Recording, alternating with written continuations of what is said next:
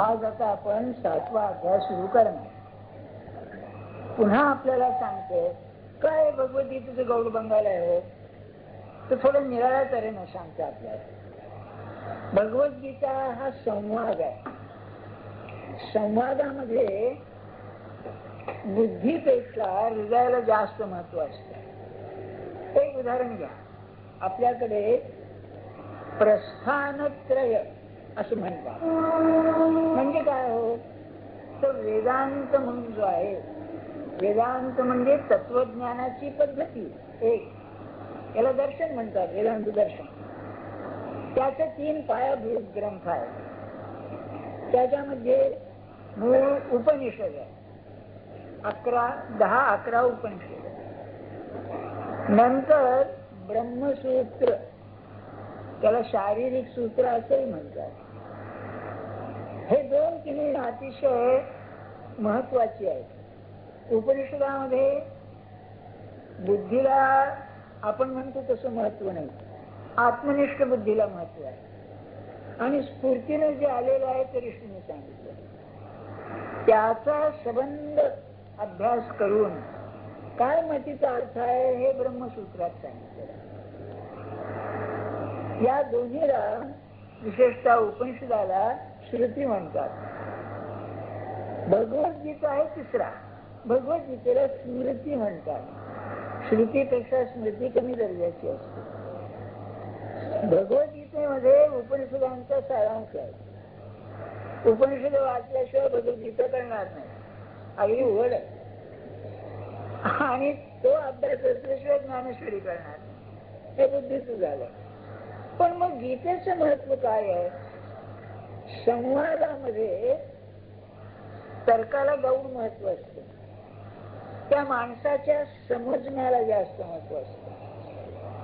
English मध्ये याला dialogue म्हणतात. आपल्याकडे अलीकडे नाही का आमचे विद्यार्थी म्हणायचे, सर माझा तिथं काही डायलॉग नाही. पहिल्यांदा मला कळायचं नाही, हो आपल्याला अनुभव नाही त्याचा. आणि डायलॉग नाही ना, अलीकडे मिळाले मला तिच्यात इंटरेस्ट नाही असं. आम्हाला इंटरेस्ट आहे भगवंतामध्ये, हे इंटरेस्ट काय असतं कोण असतो आणखी. तेव्हा डायलॉग नाही म्हणायचं. अरे डायलॉग म्हणजे संवाद. कसं आहे, ज्ञानेश्वर महाराजांनी 9व्या अध्यायामध्ये तरी अवधान एक दीजे मग सर्व सुखाशी पात्र होईजे, हे प्रतिज्ञोत्तर माझे उघड आहे का. अरे ते काय आहे बा. तसंच 3ऱ्या अध्यायाने शेवटी श्रवणाचं महत्व सांगितलेलं की एक प्रवासाला निघाला, त्याला अत्यंत सुखाचं आसन मिळालं आणि निजून तो प्रवास कधी गेला. तसं श्रवणाचं आहे म्हणाले. जर मनापासून श्रवण केलं तर विना श्रवण म्हणले तुम्हाला परमार्थ झाले. काय आहे, अगदी अलीकडच्या काळात कृष्णमूर्तींचा अतिशय भर आहे. लिसनिंग ऐकायला, श्रवणाला तिने फार महत्व दिलं. इतकंच नव्हे, त्याने डायलॉग वर लिहिलेलं आहे. डायलॉग हा जिवंत असतो, संवाद हा जिवंत असतो. तो तुमच्या हृदयाला पहिल्यांदा हात घालतो आणि तुमचं मन वश झाल्यानंतर मग बुद्धी मागून घेते. हे गीतेचं महत्व आहे. गीता हा संवाद आहे. म्हणून ज्ञानेश्वर महाराजांनी एक गंमत केली आहे. इतका सुंदर संवाद चाललेला असताना संजय याला म्हणाला धृतराष्ट्राला, अरे काय सुंदर संवाद चाललेला आहे, तो आपला गप्प. तेव्हा ज्ञानेश्वर महाराज म्हणाले, एखादी म्हैस जशी पाण्यामध्ये बसल्यानंतर काही भान नाही तिला, ते पाणी आणि ती बर का, हे तसा हा म्हातारा मोहे नाशिला म्हणाले. असं म्हणाले हा म्हातारा. तेव्हा तो काय म्हणतो संजयाला, तुला मी काय सांगितलंय, कुरुक्षेत्र काय घडलं ते सांगे, बाकीचं मला सांगू नकोस. बरं का. म्हणजे संवादाचं इतकं महत्व आहे. त्याचा हेतू काय, तर आपल्या अंतःकरणामध्ये, आपल्या हृदयामध्ये जीवनाबद्दलची जी जिज्ञासा आहे ती जागी करणं हा त्याचा. बरं हे कशा करता, त्या मागच्या रविवारी मी सांगितलं आपल्याला. ते कशाकरता सांगायचं? माणसाच्या मनामध्ये खेच असते. हे झालं नाही, ते झालं नाही, हे व्हावं, ते व्हावं. आपण इतके इथे स्त्री पुरुष आहोत. प्रामाणिक व्हा ना तुम्ही स्वतःशी. मला खरं सांगा, तुम्हाला कधी काळजी लागली नाही का? तुम्हाला कधी आमचं व्हावं असं वाटलं नाही का? तुम्हाला होऊ नये असं वाटलं नाही का? प्रामाणिकपणे. हा, जर तुम्ही नाही मला असं वाटलं नाही म्हणाल तर दोनच गोष्टी आहेत. एक, तुम्ही खोटं तरी बोलता नाही, खोटं बोलता गेला बाळात, किंवा हो नाही खरं सांगत नाही, किंवा तुमचे डोकं ठिकाणावर नाही. क्षमा करा मला. अरे कोण आहे असा मनुष्य मला सांगा? लाखो लोक पाहत नाही. कोण आहे असा की ज्याचं मन तो वेळाच असला पाहिजे? नाही, पागल आहे. बरं, सांगण्यात हेतू माझा आपल्याला असा की हा जो आपला एक प्रकारचा मनाचा दोलायमान सहज स्वभाव आहे तो नाहीसा करण्याची त्याचं काम आहे. साधं उदाहरण घ्या. मुलीचं लग्न व्हायचं आहे, पुष्कळ ऐकलं, प्रारब्धाचा खेळ आहे, अमका आहे, टमका आहे, सगळं ऐकलंय, तरी पण ती बोच जी आपली आतली बोच ती जाता जात नाही. हे नाहीस होणं म्हणजे खरा परमार्थ आहे. मग हे केव्हा होईल? हा मनाचा धर्म आहे. प्राण्यामध्ये आणि माणसामध्ये संघर्ष आहेतच. त्यांना सुद्धा सामूहिक जीवन असतं, ग्रुप लाईफ. आणि त्या दोन त्यांचे जे समूह असतात त्यांचे मारामाऱ्या होतात. पण मारामारी झाली आणि तुम्हाला जर जखम झाली का, सिंहाला जखम झाली तर तो की नाही कुठे हिंदुजामध्ये जा किंवा बॉम्बे हॉस्पिटलला टेलिफोन करा, ही भानगड करणार नाही. चाटून ती जखम बरी करी. त्याला नाहीच काही दुसरं. त्याचं दुःख करणार नाही की याने माझा पराभव केला म्हणून. त्याचं दुःख नाही त्याला. बरं, माणसाचं तसं नाहीये. माणसाच्या मध्ये हा संघर्ष जो आहे हा नुसता देहापुरता नाही, हा मनामध्ये गेलेला आहे.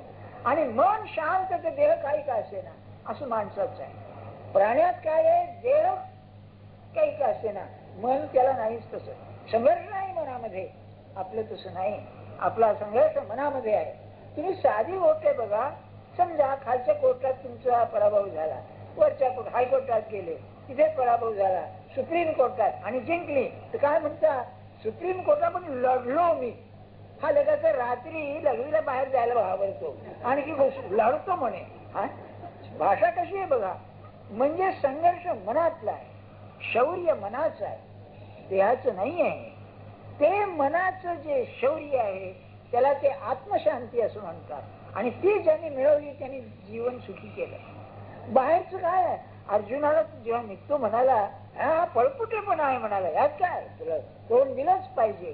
आणि ते बरोबर आहे बघा. काय झालं तुम्हीच विचार करा.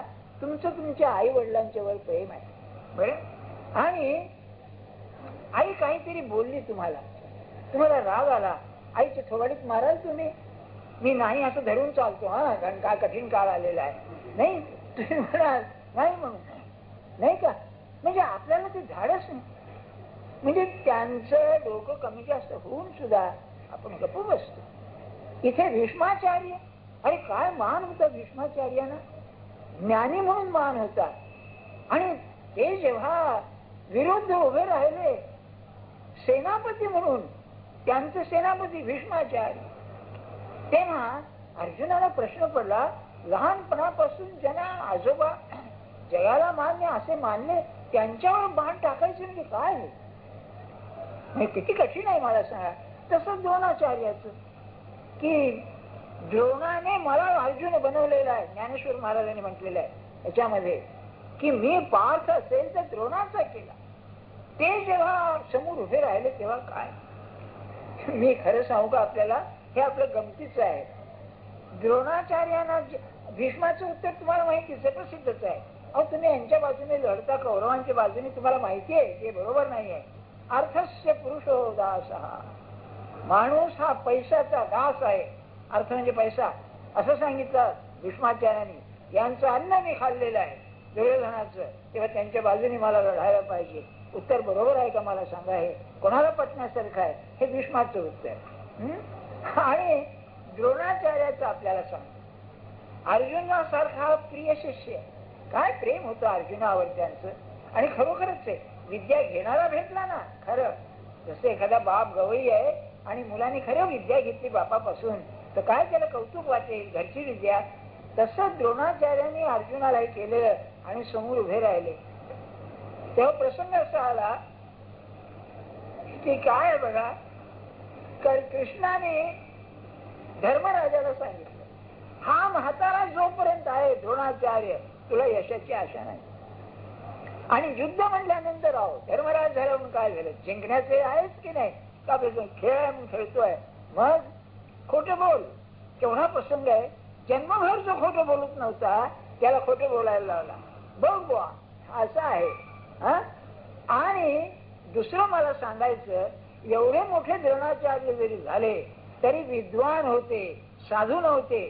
म्हणून त्यांचं जे मर्म होतं ते कृष्णाने बरोबर ओळखलं. याला एकुलता एक मुलगा आहे अश्वत्थामा, आणि तिथे मन याचं गुंतलेलं आहे म्हाताऱ्याचं. तेव्हा म्हणाले अश्वत्थामा हता, अश्वत्थामा मेला असं म्हण. अहो तो कसं म्हणू बरं का, आणि आपली गोष्ट आहे ती खरीच आहे. एक हत्ती होता अश्वत्थामा नावाचा सैन्यामध्ये, तर याने आरडाओरडा केला, अश्वत्थामा मेला मेला मेला. द्रोणाचा भरोसा आहे धर्मराजावर. काय रे बा, खरं काय आहे, अश्वत्थामा हता. तेव्हा हाय म्हणाला अश्वत्थामा हता, पण हत्ती मेला हे सांगताना ढोलकं वाजवलं म्हणले, आणि त्यांना ऐकायला गेलं नाही. तेव्हा त्यांनी ध्यान लावलं कोणी द्रोणाचार्याने, आणि दृष्टद्युम्नाला सांगितलं की ही वेळ आहे बाबा, हा म्हातारा मारायला ही वेळ आहे. त्याची मुंडी कापली त्याने. मला असं सांगा, बरोबर होतं का होईल नाही का, सर लटपटी खटपटीच की नाही. म्हणून ते टीव्ही वरती हे चालायचं ना महाभारत, प्रत्येक वेळेला तो शकुनी काय म्हणायचा, ये सब वासुदेव की कमाल आहे. म्हणून त्या इरावती कर्वे म्हणून बाई होत्या ना, महाविद्वान होत्या, आणि त्या देवादेवावर फारसे विश्वास वगैरे नाही, ती जोतता मोठी. त्यांनी की नाही एक युगांत म्हणून पुस्तक लिहिलेलं आहे. म्हणजे महाभारताचं काळ झाला ते एक युग संपलं, हे मिलेनियम ज्याला म्हणतो, नवीन युग. आता तिसरं येणार आहे ना 2000 वर्षांत.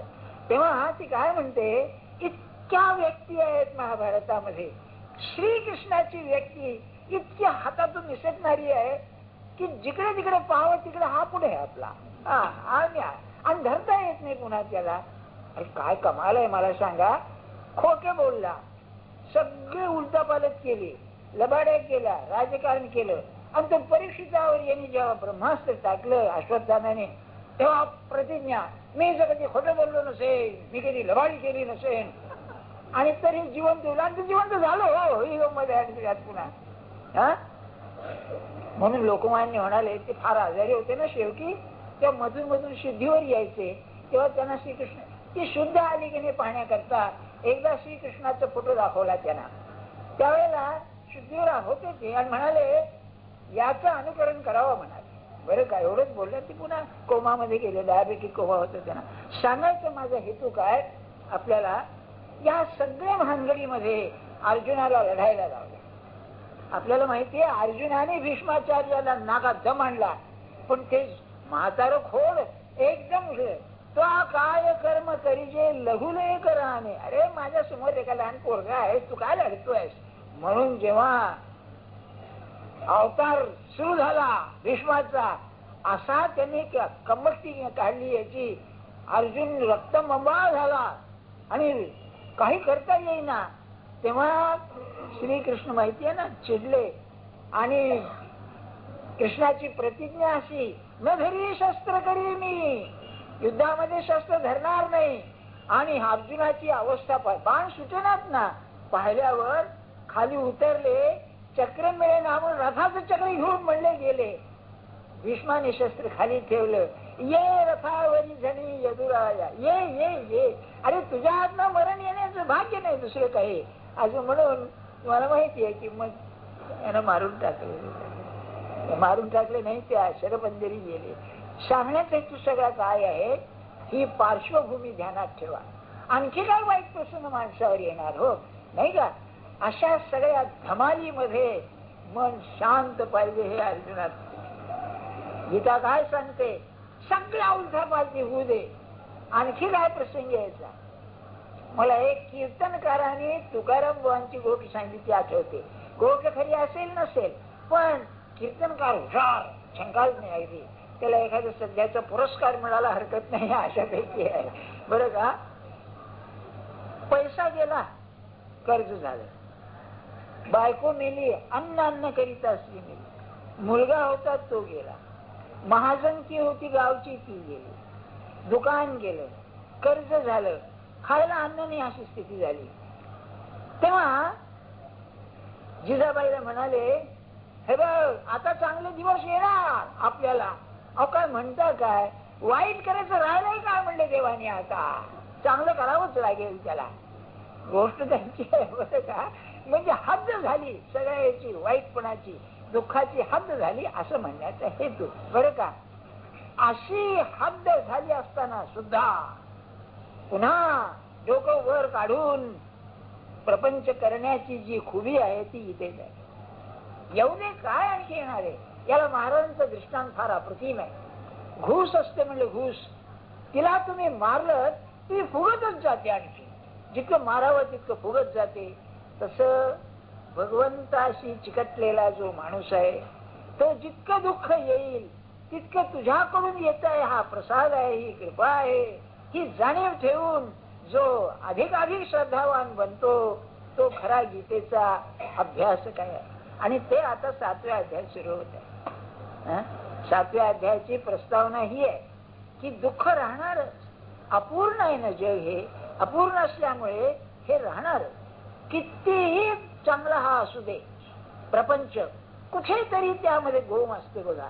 आणि ते कसं आहे, इंग्लिश मध्ये म्हण आहे, the wearer knows where the shoe pinches. पायाचा खडा लागत, आपल्या खिळा लागत असला चपलेचा, तर ज्याचं त्याला कळतं बरोबर कुठे आहे तो. असं ह्या प्रपंचामध्ये आहे, कुठे ना कुठे काहीतरी गोम असते बरं का. ती असून सुद्धा ज्याचा अंतःकरण भगवंताकडे राहत ना तो खरा गीता भक्त म्हणतात बरं. आणि आपण भाग्याचे असे आहोत की ज्यांचा ग्रंथ आपण वाचतो त्यांना जगामध्ये सुख काय आहे माहितीच नाही. आई बापांचा अंत असं, आधी जिवंत असताना आईबाप जिवंत असताना वाईट टाकलेलं, गावाच्या बाहेर राहायचं. तुम्हाला कल्पना नाहीये, हे मी म्हणत असताना एवढ्या जबाबदारीने म्हणतोय. आपण मुंबईत राहणारी माणसं, समजा एक दुधाचं दुकान बंद झालं, दुसरे 10 दुकान आहे, तू नाही तुझा बाप म्हणतो ना असं बरं का. आणखी काही बंद झालं, दुसरीकडे गेले. म्हणजे आपल्याला वाईट टाकणं काय आहे याची कल्पना नाही बरं. खेडेगावामध्ये असं आहे, तुम्हाला दूध मिळायचं नाही, पाणी मिळायचं नाही, धान्य मिळायचं नाही, फार कठीण असतं जगणं तिथे. अशा अवस्थेमध्ये आईबापांच्या बरोबर ही मुलं राहिली. म्हणजे तुम्हाला माहिती ना, ताटी उघडा ज्ञानेश्वरा, तर त्याच्यामध्ये मूळ कल्पना अशी आहे की ज्ञानेश्वर महाराजांचा एकदा अपमान झाला काही, हे खरं नाहीये बरं का, ही गोष्ट बनवलेली आहे. तेव्हा ते जरा रुसले आणि येऊन दार बंद करून बसले. तेव्हा ही मुक्ताबाई त्यांची प्रार्थना करते की ताटी उघडा ज्ञानेश्वरा, आपण तरुण विश्व तारा, जाती उघडा ज्ञानेश्वरा. माझ्या म्हणण्याचा हेतू काय की कोणी तुम्हाला जर बोललं तर ती आग आहे, पण संतांनी पाणी व्हावं त्या आगीवर, असं रागावू नये, असं आपलं ते आहे. खरं खोटं जाऊ द्या, मुद्दा सांगण्याचा असं बरं, हरकत नाही बुवा. आईबाप असे त्यांना प्रायश्चित्त काय, ते भटजीने दिलं तर म्हणले तुम्ही गंगेमध्ये जीव अर्पण करा. अहो दोघं ते मुक्ताबाईंनी असं म्हटलंय, ज्ञानेश्वर महाराजांनी देह ठेवल्यावर आई बाप गेले असताना सुद्धा दुःख झालं नाही, इतकं ज्ञान राहा, तू गेला असता आम्हाला दुःख होत. काय असेल कल्पना करा, कारण त्यांच्या अंगावरही ह्या खेळली असं बरं. ते झाल्यानंतर पैठणहून म्हणले शुद्धीपत्र आणा, कारण मुंज व्हायची होती. त्या काळच्या पद्धतीप्रमाणे ही पोरं यांना मुंज नाही म्हणजे काय. तर ते गेल्यानंतर तिथे केवढा अपमान, काही त्याला सीमा आहे का त्या अपमानाला. अरे एवढा हा थोर पुरुष, जगाला एवढा मान्य होणारा पुढे, काय असेल त्या पोरांची अवस्था. त्या पोरांना पोरपण नोंद सुद्धा राहिलं नाही हो. 12 वर्षाचे निवृत्तीनाथ 2-2 वर्षाचा अंतर काय असेल तो अपमान सोसला. पुढे जायला घर नाही, भिक्षा मागून आणायची खायचं, कपडा काय असणारे कल्पना करा. अलीकडे मार ते पगडी बिगडी घालतात ज्ञानेश्वर महाराजांना, ही त्या कलावंताची अक्कल आहे, त्यांना काहीच नव्हतं ती. बरं हंतरा पांघरायला काय असेल मला सांगा बरोबर. आणि फर्निचर आहे, टेबल खुर्ची आहे आणि ट्यूबलाईट आहेत, बसले अभ्यास करतायत, साला त्या खांबाला टेकून बसायचं आणि लिहून द्यायचं. बरं तो लेखक सुद्धा कोण मिळाला बघा, काय चमत्कार आहे. तो कोणी सच्चिदानंद बाबा मेला होता, तो मेलेला त्याचं प्रेत चाललं होतं. त्या बाईला वाटलं पोरं चांगली आहेत म्हणून तिने नमस्कार केला. यांनी सौभाग्यवती हो म्हणलं, अहो म्हणलं तू चाललंय नवऱ्याचं प्रेत चाललंय असं कसं म्हणाले. ते तो जीवन झाला तो खरा. त्याने म्हणलं आता तुम्हाला शोधणार नाही मग तो लेखकू जायला. बरं काय ते दुःख म्हणजे काय मला सांगा. आणि ज्ञानेश्वरी सांगायला 6 महिने तरी लागले असतील ना, तर 6 महिने त्या पुरुषाची अवस्था काय असेल. तो खाली आलाच नसला पाहिजे, देहावरच नाही. आज मला खायला आहे की नाही भान सुद्धा नसलं पाहिजे. काय असेल भिक्षा मागून आणायची, जे मिळेल ते खायचं. कसं असेल मला सांगा. अशा सगळ्या अवस्थेमध्ये जो आपली परमार्थाची भूमिका इंटॅक्ट ठेवू शकतो जशीच्या तशी, त्याने ज्ञानेश्वरी सांगितलेली आहे. आणि त्याचं मर्म 7व्या अध्यायाला आरंभीच सांगितलेलं आहे. म्हणून हा सगळा प्रपंच की कशी पाहिजे अवस्था आपली. हा अभ्यास आहे बरं का. अभ्यासाचा अर्थ असा की मला मिळवायचंय काय, मनाची शांती मिळवायची. शांती म्हणजे कशी की काही जरी झालं तरी तो काटा हलता कामाचा नाही. बरं अशी अवस्था पाहिजे. आपलं कसं आहे तुम्हाला सांग.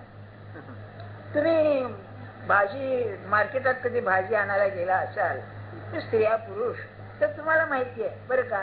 समजा वांगी तुम्ही घेतली, काय सध्या 4 रुपये 6 रुपये किलो काहीतरी आहे, आणखी 500 ग्रॅम वांगी घेतली. महाराष्ट्रीय माणूस घेऊन किती घेणार, 10-12 रुपये किलो, 15-16 रुपये घेऊन तो आपलं तेवढाच. तेव्हा घेतले अर्धा किलो बरं का. तेव्हा बरोबर तोललं, तराजू बरोबर तोला. अगं एक वांग घाल की आणखी चल, ती टाकते जावळ बरं का. हा तराजू तुम्ही माहितीये का तुम्हाला, सायन्सच्या लॅबोरेटरीमध्ये एक हेअर बॅलन्स म्हणून असतो. लाकडं तोलणं आणि घाल एखादं लाकूड म्हणलं तू घात तशी ते गेलं खाली जाऊ.